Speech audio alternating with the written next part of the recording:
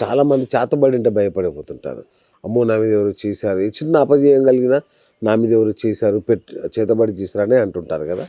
సరే అది నిజమా కాదా పక్కన పెడితే, ఇట్లాంటి భయం పోవాలంటే ఏ ఉగ్రదేవతలను ఆరాధించాలి? ఉగ్రదేవతల వరకు ఎందుకు వెళ్ళారు? అవునా? అంతవరకు అక్కర్లేదు. అసలు గణపతిని అంటే సక్రమంగా అది ఆరాధన అది వామాచార పద్ధతి కదా! ఏది చేతబడులు చేసేయడం అనేది. విరుగుడు కూడా అందులోనే ఉంటదేమో అనుకోని. కాదు, ఆ! కాదు. మీరు ఇప్పుడు విషానికి విషం విరుగుడు అని అంటూ ఉంటారు. అవును. కానీ అన్నిటికీ అక్కర్లేదు. ఈ ఏదైనా తాంత్రికమైనటువంటి ప్రయోగాలు, అభిచారిక ప్రయోగాలు ఇటువంటివి ఏమైనా జరిగినప్పుడు గొప్ప మంత్రం ఒకటి చెప్తాను. లాంగులోపనిషత్. లాంగులోపనిషత్ అనేటువంటి ఒక ఉపనిషత్ ప్రయోగం ఒకటి ఉన్నది. ఇది ఆంజనేయ స్వామికి సంబంధించినటువంటి ఉపనిషత్తు. అది గనక ఒక్కసారి ఇంట్లో పారాయణ చేయించుకుంటే, ఎవరైనా ఒక మంచి ఉపాసన, హనుమద్ ఉపాసనా పరులు లాంగులోపనిషత్తుని ఎవరైతే ఆ ఇంట్లో పారాయణ చేస్తారో, అలాగే సుందరకాండ పారాయణ కానీ, మన్యుసూక్త పారాయణ కానీ, ఈ లాంగులోపనిషత్తు యొక్క పారాయణ కానీ, హోమాదులు కానీ విశేషంగా పనిచేస్తుంది. చాలా విశేషం. అది ఎంత గొప్పది అంటే ఇంకా అది మాటల్లో మనం చెప్పలేం. ఓకే. దాని ముందు అందులోనే వస్తాయి అభిచారిక ప్రయోగ, మార్జాలి తంత్ర, మూషిక తంత్ర, వార్తాళి తంత్ర, వారాహి తంత్ర, సమస్త అభిచారిక ప్రయోగ. అంటే మామూలు తిండి రూపంలో కానీ, నీళ్ల రూపంలో కానీ, దృష్టి రూపంలో కానీ, లేకపోతేనేమో పలానా ప్రయోగాలు చేసినా, ఏం చేసినా సరే దానికి సంబంధించినటువంటి పరిహారం నిమిత్తమని ఆ లాంగులోపనిషత్తు పారాయణ చేస్తారు. ఇది మేము చేసాం, చాలా చోట్ల చేసాం.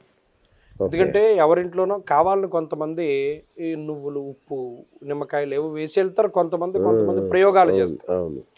అలా పోలవరం దగ్గర ఒకళ్ళు బాధపడుతూ ఉంటే పాపం మేము వెళ్ళి ఈ లాంగులోపనిషత్తు పారాయణ అది చేసి దానికి సంబంధించినటువంటిది చేస్తే వారు అది జరిగిన తర్వాత నుండి ప్రశాంతంగా ఉన్నారు. బహుశా మీరంటే ఆవిడకి చాలా ఇష్టం, ఆవిడ చూస్తూ ఉంటుంది కూడా. అవునా?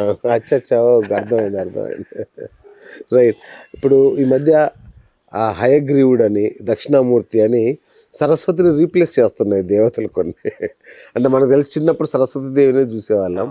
మరి పిల్లల్లో ఈ ఏకాగ్రత లోపించడం, సరిగ్గా చదవలేకపోవడం, అలాంటి వాటికి ఏ దేవుణ్ణి దర్శించాలి?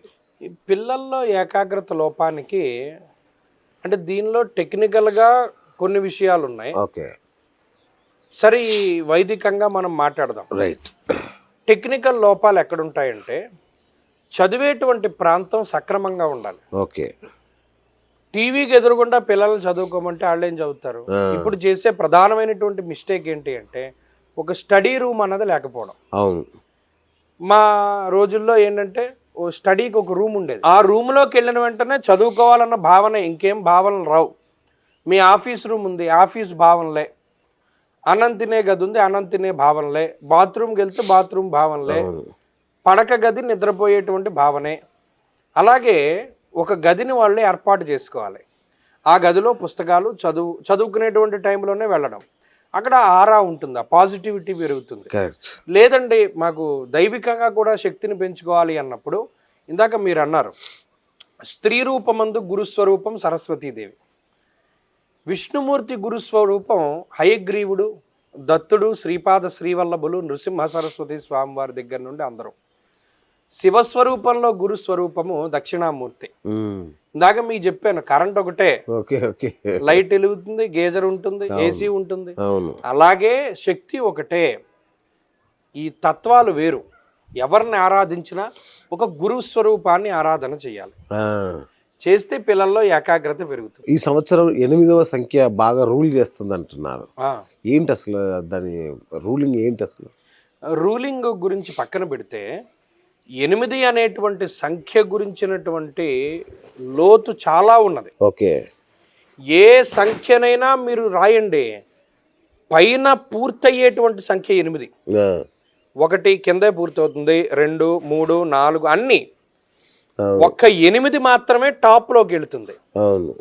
అందుకనే మీరు గమనిస్తే తాంత్రిక ప్రయోగాల్లో అష్టదిగ్బంధనం, తర్వాత శ్రీపాద శ్రీవల్లభులు సిద్ధమంగళ స్తోత్రంలో ఒక మాట అంటారు, దో చౌపాతి దేవ్ లక్ష్మి ఘన సంఖ్యాబోధిత శ్రీచరణ బాపనార్యులు రాసినటువంటి సిద్ధమంగళా స్తోత్రంలో అందులో ఈ మాట, ఈయన శ్రీపాద శ్రీవల్లభులు ఎప్పుడు దో చౌపాతి దేవలక్ష్మి అనేవారు. అంటే 2 చపాతీలు అనే అర్థం, కానీ దో చపాతీ దేవ్ అని అనొచ్చు, కానీ చౌపాతి అనేవారు. అవును. దో అంటే 2, చౌ అంటే 4, పతిదేవ్ అంటే 9.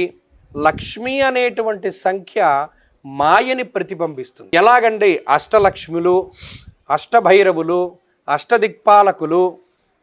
ఒక కాసు బంగారం ఎన్ని గ్రాములు? 8. అవును. మీకు అర్థమైందా? అన్నీ 8. అచ్చా. ఓ రోజుకి ఎన్ని గంటలు? 24. 8 మూళ్ళు. ఓ 8 గంటలు పడుకోవాలన్నాడు, 8 గంటలు పని చేయమన్నాడు, ఓ 8 గంటల్లో మిగతావన్నీ పూర్తి చేసుకోమన్నాడు. వాడే ఎదగలుగుతాడని చెప్పాడు. అవును. ఇంకా 8వ సంఖ్యకి సంబంధించినటువంటి విచిత్రం చెప్తాను చూడండి.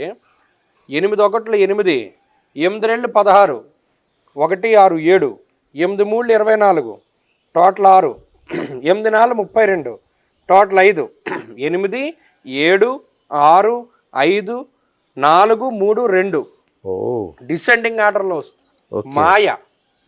మాయా స్వరూపంగా 8ని చెప్తారు. 8 అనేటువంటి సంఖ్యను తిరగేస్తే ఇన్ఫైనైట్, అవును, ఇన్ఫినిటీ సింబల్ వస్తుంది. అవును. అందుకనే మాయ ప్రధానంగా ఆవిర్భవించేటువంటి అవతారాలన్నీ అష్టమి తిథి రోజునే పుట్టాయి. ఓకే. శ్రీకృష్ణ జన్మాష్టమి అష్టమి తిథి రోజునే పుట్టాడు కృష్ణుడు. మాయే చేసాడు ఆయన. అలాగే అష్టమి తిథి జయతిథి, మీరు గమనించండి, జయతిథి అంటారు దాన్ని. ఇలా ఈ ప్రపంచం మొత్తము కూడా 8 అన్న సంఖ్యతోనే ముడిపడి ఉంటుంది. 8 ఏళ్ళు బాలారిష్టం ఏమైనా ఉంటే 8 ఏళ్ల లోపే ఉంటుంది. ఇది వరకు కాలంలో అష్టవర్షాత్ భవేత్ కన్యా వివాహాది వ్రతం ప్రియా అనేవారు. అంటే గర్భాష్టమంతో పెళ్లి చేసేవారు. ఓకే. లేదు ఉపనయనం చేయాలి అంటే గర్భాష్టమంతో చేయడం. ఇలా 8 తోటి ముడిపడి ఉంటుంది. అలాగే 8 ఏళ్ల 16, 16 అంటే యవన ప్రాయం, అవును, బాల్యం, శైశవం, కౌమారం, తర్వాత 16 తర్వాత మళ్ళా 24 మధ్య వయసులోకి, అంటే వివాహ వయసులోకి ఎంటర్ అవుతూ ఉంటాం. అంటే ఇలా మన ప్రతిదీ 8 అనేటువంటి సంఖ్యతోనే ముడిపడి ఉంటుంది.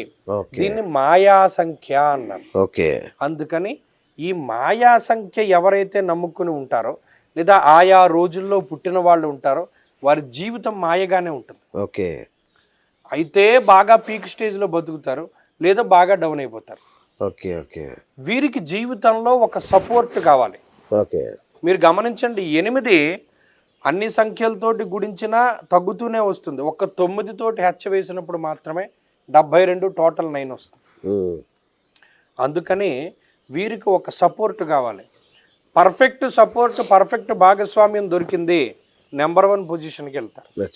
దొరకలేదు, జీవితం అంతా డౌన్ఫాల్లోనే ఉంటారు. ఓకే. దానికి ఉన్న మర్మం అది.